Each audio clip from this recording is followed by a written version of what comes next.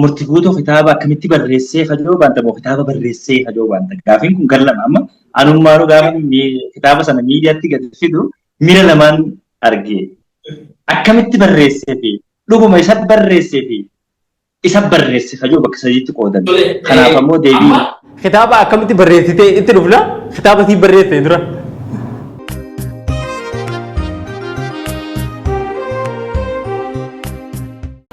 Akam jirtan kabajamtoota hordoftoota Forex Entertainment kun qophii keenya Forex Entertainment irraa torbanitti yeroo takka tiriif dabru qophii keenya qophii keessummaati.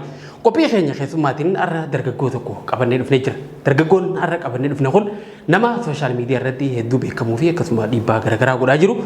Wantoota garaagaraatiin hedduun keessan beeytanii jidduu kana ammoo waan haarawaa tokko qabatee as bahee jira. Wanni dargaggoon kun qabatee dhufe maali inni hoo eenyu kan jedhu hanga dhumaa sagantaa teenyatti waliin turtan wantoota hedduu irraa hubattaa waan isin dhibdillee addaan baafataa kan waliin turru taha hanga dhumaa sagantaa teenyatti waliin turan ammoo afeerraa teenyattan kabajaati.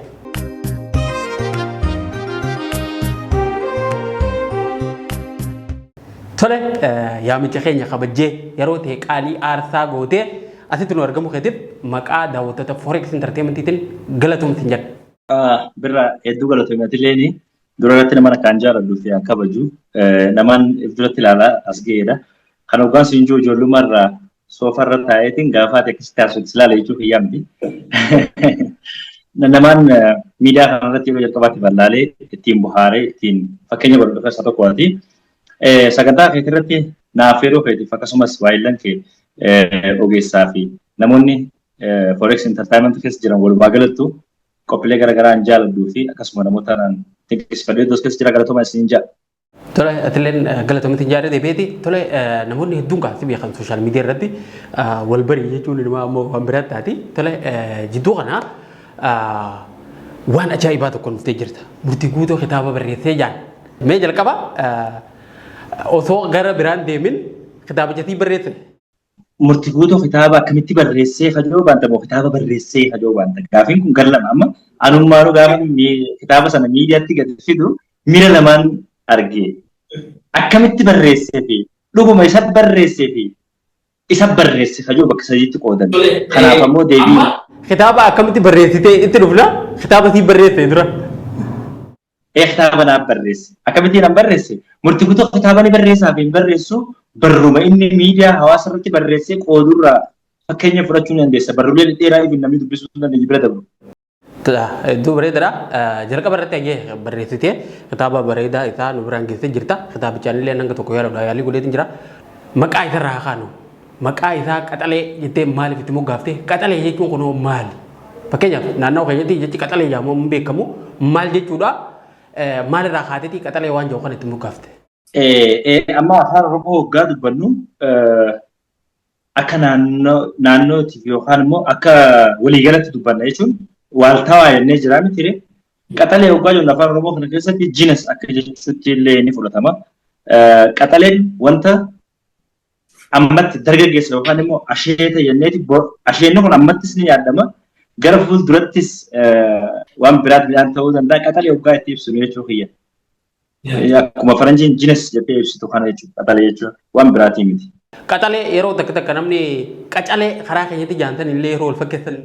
Sanii miti. Qacalee jechuun waan hin bilchaate haganaa amma bilchaachuudhaaf karaa jiru akka waan ta'eetti naannoo keenyatti akka beekamu. Yookaan immoo asheeta qacalee naami amma midhaan keessaa bilchaate. Sanii akkasuma fakkeenya kunis amma harargetti qacalee jedhama. Naannoo tokko tokkotti qaxalee jedhama booranatti illee qaxalee jedhama akkanuma wal keessa jira. Mee kitaaba kana atakaaroon dillee kun maaliif kitaaba kana irratti ka'e gariin inni barreessanii jaa gariin murtii guutuu akkamitti kitaaba barreessuu danda'ee jaa namoota hedduutu kitaaba kana barreessan jira. Ati addatti murtii guutuu kitaaba inni barreesse irratti yookaan qaxalee kana irratti maaliif ajandaan dillee kun atakaaroon dillee kun namni hundi garee adda addatti ba'ee hanga wal koomatu namni jechaan hunda wal xiqqeessu gandaan illee addaan qoodamu namoonni ilaalcha garaagaraa maaliif qabaatan kitaaba kana irratti. Sitti fakkaataati. Galatoomi birraa asitti waa sadiitu addanaa ba'a. Tokko namni kun nama miidiyaa hawaasa irratti ati beektudha. Keessattuu immoo ajandaa kireetara nama gara fuulduratti ajandaa awwaardiin qophaa'ee badhaafamuu qabu innee gara fuulduratti eegaati jiru. Yeroo itti aanu immoo bakki irratti komatameef bakki irratti qeeqameef bakki irratti yaadne adda addaa kan names miidiyaa hawaasaa kanarratti. Osoo dubbannu promoshiniin gara hedduudhaan waa hojjetama. Faranjiin sirbi isaa akka laallamuuf waan adda kana duran dalagamin tokko dalaga. Namni tokko qophii keessan irratti moomaa irratti ilaalee ture ilaaleetiin jira. Albama haaraa hojjeteeti albamichi isaa akka laallamuuf fiigicha isaa 24 kan dhaabbanne maashinii fiigicharra yoo ilaalte jiraate hin beeku. Maali wanti suni attention namaa harkisuuf. Maaliif namichi kun waan kana godha albamni isaa sun akka beekamtee harkatu. Isi maal godhu jira inni nama gara isaatti deebisu attention namaa harkisee if jala nama oofuu jechuudha. Tokko promoshiniin qaxaleedha akkamitti hojjetame. Gaafa ati waan akkanaatiin gadi baatuuti miidiyaa hawaasatti ni beekamta taanaani namni xiyya ja'us ni dhufu. Fakkeenyaaf yoo si fuudhee osoo dubbii gara biraatti hin dabrin namni tokko qaxalee nama guutuu kitaaba joon barreessuudhaaf yaada lafaa qabaa jee ture. Yaadatte yoo ta'e miidiyaa hawaasaa kanarra fidee eenyu jedhama namichaa gara lixaa kana. Jaarmiyaa jedhama injiinar jaarmiyaa jedhama yaani dheengaddumaan isaa argadiifamallee naa godheeti. So maal godhee waggaa lamaan dura post godhee ture jaan 2023. Right? Ani amma hin agarre nama kana. Hin gaafannes inni quban qabus kitaabni isaa kun yoo gabarra olee garamni isa jalaa koppii godhu. Akkasi bar. Copywriting kana nama himatu yoo gabarra olee an kitaaba qaxalee jechuun wayi ganda safara isaanii mana ummaa isaa qofatti jaama yookaan immoo qaxaleen wayi isaan qofa bira beekama. Qaxaleen bakka beekama. Waggaa lama immoo maal dalagaati ture. Eega barreesseetu muree ittiin jira jedhee waggaa lamaa jee. Ammoo kitaabni sun qabiyyeen isaa waan akkanaati. Qabiyyeen kitaaba kiyyaa kana an kitaaba kana saambilillee ta'u kanan harkaa qabaa. Barreesseetiin jira murtii guutuu copywriting irraa godheeti jeeti yoo yaada qabaate nan bilbileef brother yaada kana na lakkoofsaan barraa barbaadee bilbileef ani quban qabu kitaabni kee kun barreeffamullee eeguma kitaabni kun kiyya kun gabbeen qola kan kee arge kan kee qola moo kitaaba moo yaadama moo ganaa barreessuudhaaf yaada ganaan barreessuuf yaada yaadni isaa qophii. Okay. Duba murtii guutuu xonqaa'eedha moo waahiitu itti bu'a moo kitaaba kan kee kan akka copyright godhuuf moo jechuun mata dureen qaxalee ta'e kanaa fi anatti dahoo godhattee beekamtii barbaadde qofaan gaafadhe. Kitaabni kee barreeffamee yoo jiraate kitaaba kee qabaddu bakka waldaa barreessitoota Oromiyaa jira jiddu gala aadaa magaalaa Finfinneetti borganama sa'aatii 4tti walaa agarruun jedheen bilbila kiyya kaasuu hin deessan booda namni sun maaliin hubadde beekamtii barbaade fooloo barbaade natti haatee beekamuu barbaadaa miri waan kanaa hojii hojjaa hojii hedduutti anarraa homaan hir'isu because ajandaa kanaa olii chaalenjii kanaa olii miidiyaa kanarratti keessummeessee jira nan beeka waan haaraa miti. Even kaayiroo taa'anii tarii namoonni tokko tokko haara dhimma dhuunfaan irraa qabsu nama jedhamsa. Ani hin beeku nama ani san beekne dhugaa dubbachuudhaaf abdii muktaan nama jedhamu san guyyaa tokko teeksistii barreessee hin beeku guyyaa tokko miseensa silkii walitti dawwallee hin beeknu guyyaa tokko suuraa walii laayee goonee hin beeknu waan inni ta'e I don't know. Na achi taa'ee biyyatti nama qindeessisee anatu barreessijii kana hoggaansi hin jiru ragaa wajjin asii garsaati beeku. Naatu barreessee itti waan akkana godhe jee qindeessaa inni ture sagaleef waan hundaa wajjin qopheessetti maaliif nama kana yoo waa'ee isarraa haasoo dhimma kana wanti godhuu ta'a. Ani waan ijoollee sanarraa illee haasoo hin barbaanne. Abbaan kitaaba kanan barreessee murtii guutuu tunarraa akkas godhe jee qabiyyeen kitaaba isaa seenaa namoonni dhuunfaatti hundaa. Qaxalee nama guutuu jaa kitaabni isaatti fakkaate yaadamni kitaaba isaa kitaabaa miti qal'uun sun. So barreessee jira maa feeti copyrightidhaan anatti dura kitaaba kana gabbaasee yoo yaadni kitaaba kiyyaatiin sammuudha ati dubbistee jirta birraa sitti kan ji'a muraasa dura kitaaba kana ilaaltee jirta seenaa nama dhuunfaatti ifi waa'ee murtii guutuudhaa jechi tokko fila bachuufis hin jiru akka namni waan baay'ee shooppii hojjetee miidiyaa kanarratti shooppii kana gariin uummata hojjechiisee beeka karaa ittiin waa beeksifatan kun hedduudha. Waan namni keenya dhaga'uu fedhutti hedduu namni bakka as teessee matsaaf qulqullisi quraana yoo qaroo jiraatte nama ja'a taa'ee si daawwata. Bikka namni itti wal lolu jirudha cimee nama 5,000 nama 10,000 taa'ee si daawwata. So uummata kana maal jala akka isaan deeman barree maal dhugaa isaanii agarre miidiyaan hawaasaa kun poolisii isaa barree waan inni fedhu barree kanaaf adeemsisu waan akkana akkas dabre rabbiif galanni haa ga'u qaxaleen har'a gurra diinaa firaa warra gadduuf gammadu hunda seeneeti jira. Nama baay'ee sirriiba yookiin nama baay'ees gammachiisee hiriyoonni baay'een gammadanii baga gammadde baga asiin geesse osuma waan fedhetee namni yaada ofii walitti qabee bakka takkatti bulaalee deebisuu waan guddaadha. Even warri immoo itti gammadee deeggaree akkuma jiran namoonni murtii guutuun nama haala argeeti akkamitti kitaaba barreessa jaanis ni jira. Ani immoo kana akka gandummatti fudhanne garee muraasa jeetiin fudhadhe malee ganda biraatillee sababa isaan nama saniitiin ganda biraatti waajuun barbaanne yoo waa barreessutti as deebina haa ta'u ta'e nuti fiifuu walii barreessinee wanni hin jenne waa barreessuu tana akka haaratti tarii har'a nurraa arguu danda'a malee warri har'a akkas jedhu sun seenaa dubbisuun beekuu jechuudha. Seenaa iddoo deebi'ee ilaallee jechuudha. Alleen argeetiin jira poostii isaa haa dhiyoon tana namni deddeemni jiru 2023 dha haa inni qola akka qolatti achirratti wanti godhe kitaabichi osoo bahee magaalaa irraa oolee namni tokko osoo hin argin kitaaba isa yoo kan dubbisin taate mata duree kitaabota lameenii walirra dhufullee ni danda'a. Waldaan barreessitoota Oromiyaa ammoo wantoota akkanaa kana to'achuudha aangoon isaati. Namni tokko kontantii nama biraa guutuutti yoo kooppii godhee gamana fide namni tokko deemetuma achitti iyyannaa isaa dhiyeeffate baluu kuni kitaaba kiyya kontantii fi maqaa fi akkasuma qola isaatii fi waan hunda wajjin fuudhee waan achitti dhiyeeffamuu danda'udha. Kitaabichi magaalaa irrallee kitaaba oolee fi ajandaa yoo godhatuuf ta'e malee dhimmichi kuni kitaaba isaa tahuu ragaan qola achirratti agarreessan maqaadhaan wal fakkaachuu isaa qofa yoo ta'e malee maqaa waliin dhufuun maa qabu amma wanni guddoon kontantii isaati. Kuni ajandaan akkuma ati reefu kaaftee sanii garuu amma gaafinti yoo wanni guddoon asirratti tokkoffaan kana kaasuu barbaadu akka namni waan kanarratti ajandaa godhatee gamaa gama bahee atakaaroon garaagaraa uumamee kana keessa girgirii tana keessa kitaabni keessi beeksifamu siitu godhe moo ummatumaatu lafaa kee waan kana uume. Natti dhuguma rabbii dubbachuudhaaf kan nuti goone illee waan akkasiitii miti namni sun dhugumaan dhufe. Gaafa inni waan akkanaatiin dhufe waldaa barreessitoota Oromiyaatti hin bilbilu. Namoota jiran nan dubbise kitaabni qaxalee jaamu kan dura isin duratti kitaabni qaxalee nama guutuu jaamu kan jaarmiyaa baay'isaa barreesse isin bira galmaa'ee jira hin dhageenye jaan. Kitaabni kun maxxanfamee gabarra olee jira eebbifamee hin dhageenye jaan. Lakkoofsi isaa barbaadeetiin bilbilee kitaabni hanki maxxanfamee jira hin maxxanfamne. Gabarra olee jira hin oolfamne. Galmeessitee jettaa jirtu gala wanti maali waldaa barreessitoota Oromiyaatti hin galmeessine.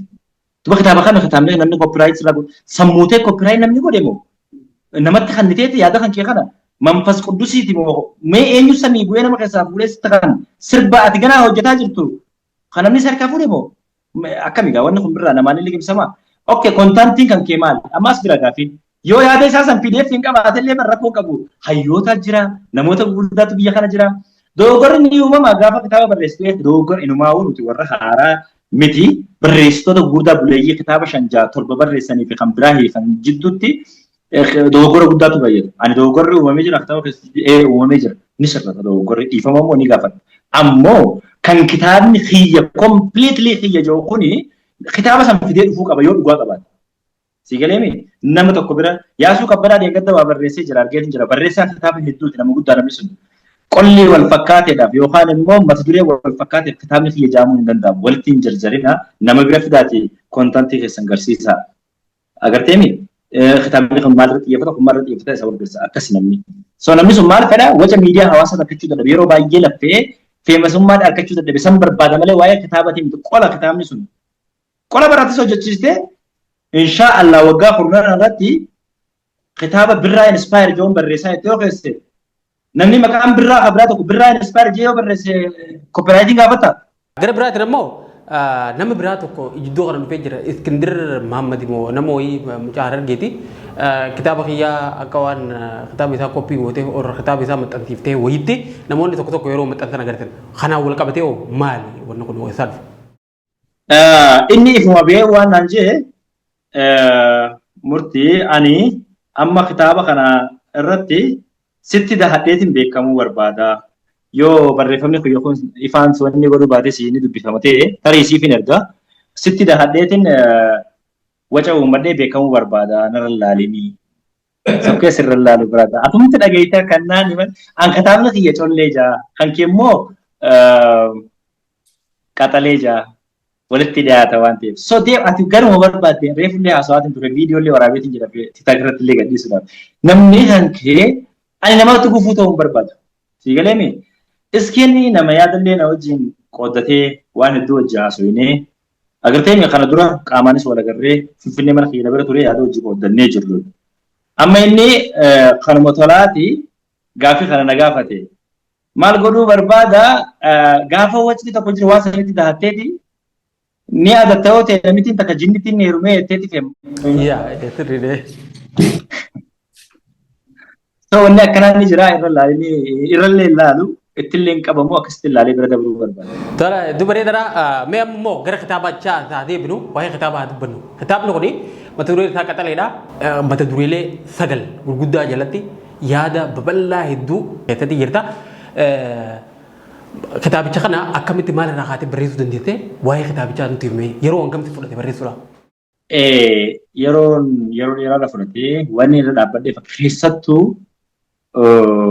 mata duree namoota hiriyaa waliin jiran jedhu agartee jirtan sanirratti waa'uma tarii waggoota lameen sadeen dabre hiriyootaa fi mudataa ture kanarra dhaabbadheeti dubbisteetti jirta.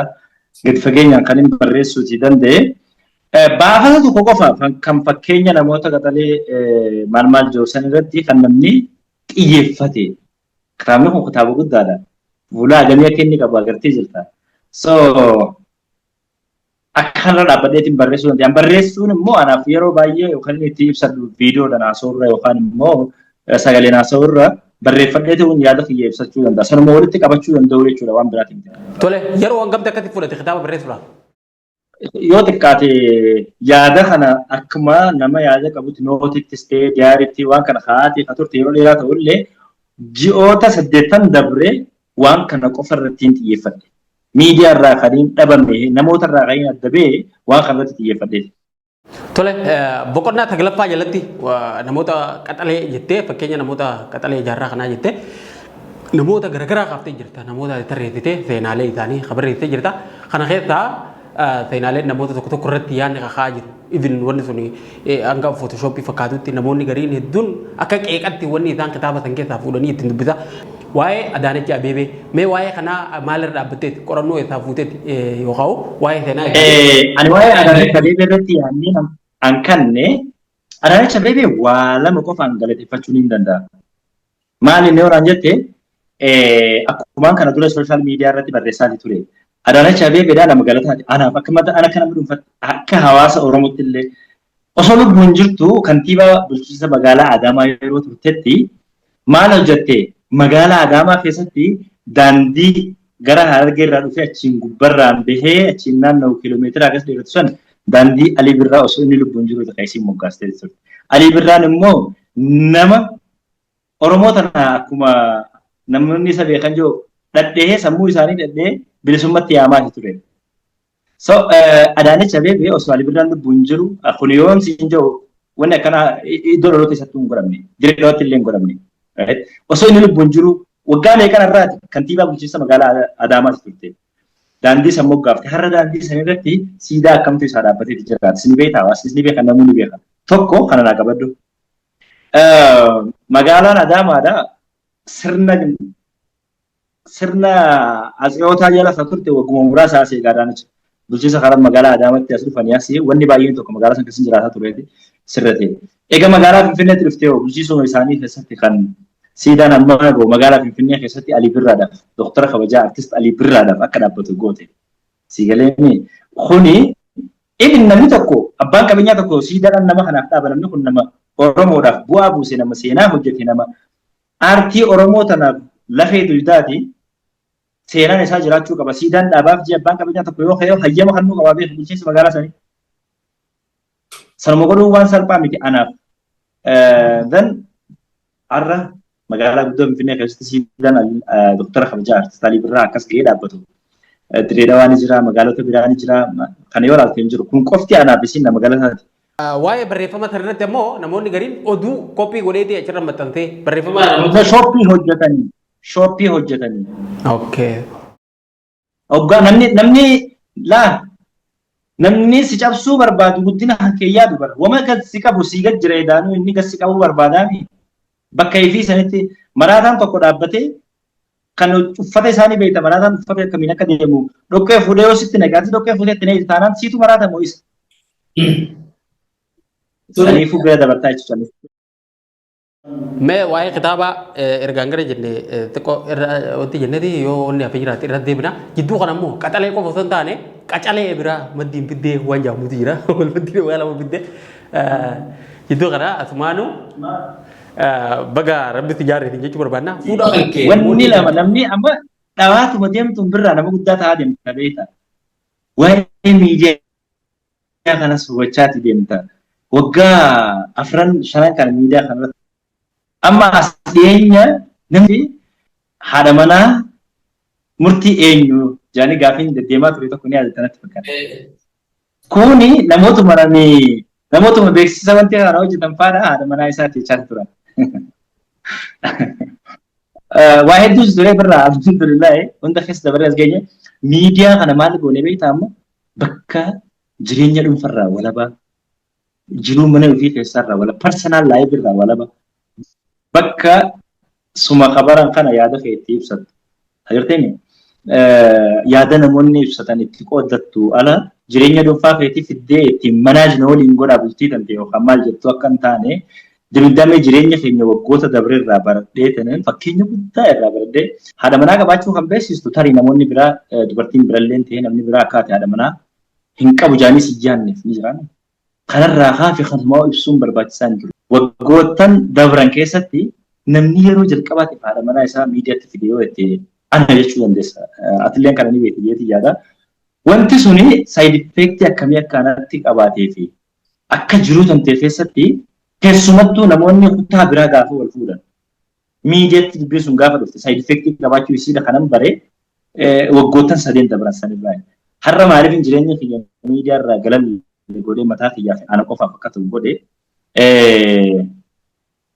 jireenyi sun edaa kiyya qofa akka ta'e har'a naa galee.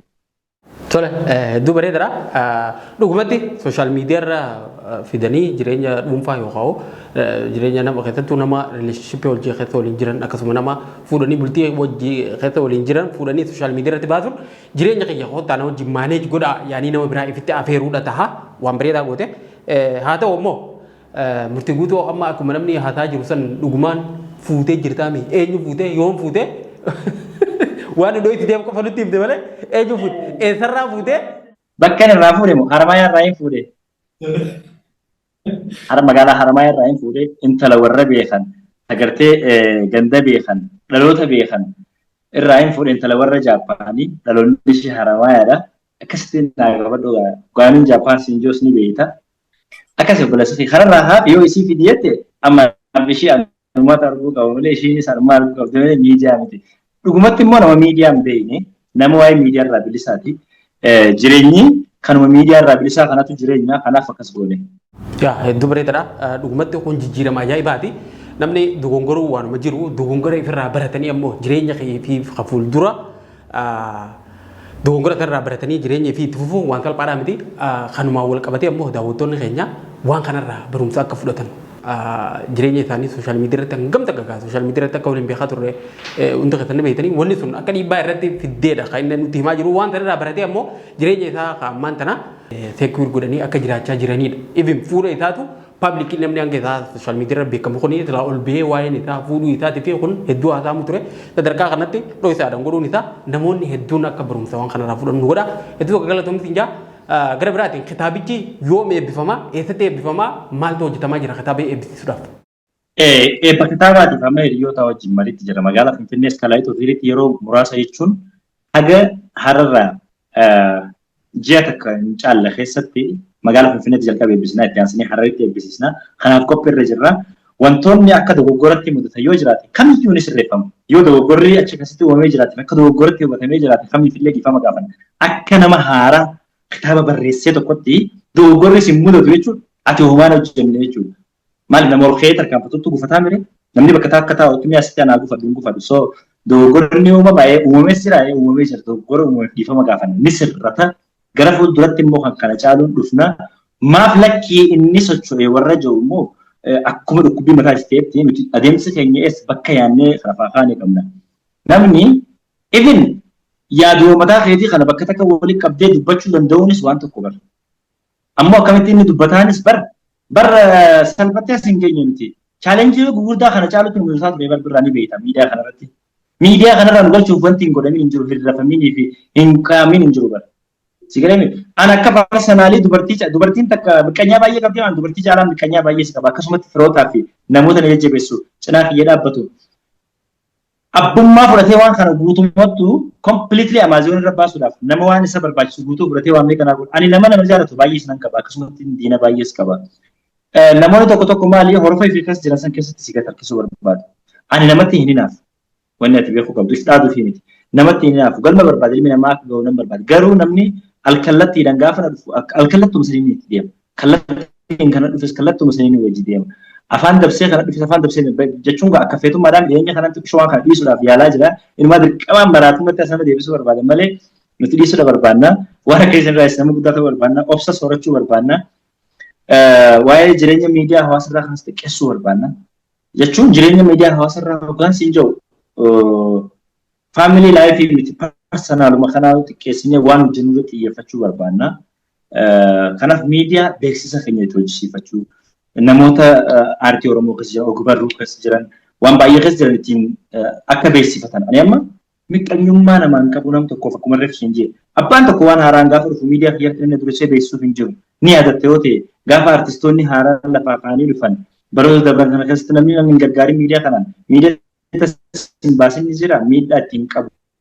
Faayidaan akkanaan godhallee jee dubbachuu hin barbaadu garuu sababa miidiyaa fayyadamnuuf himuu barbaade malee.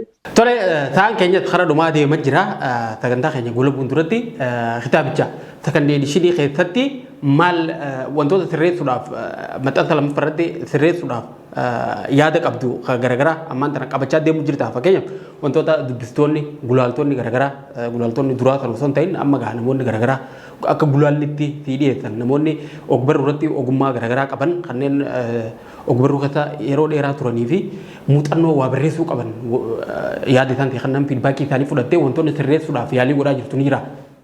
Kitaaba gaafa maxxansiisu saampilii gaggabaa. Saampilii sun jechuun maxxansa irra jira jechuudha. Kitaabni sun waan barbaade sirreessuu dandeessa. Dogoggora uumamee fi namoonni muuxannoo qaban yaada garaagaraa qaban kan qubee dabalatee bakka hanqinoonni jiru sirreessuudhaaf guyyaa tokkoof lama nutti hin fudhanne kan itti adeemne dogoggora uumameefis dhiifama gaafannaa itti adeemna. Ammoo chaalenjiin nu mudatu akka nu jabeessu gammadumaan isin himuun barbaada.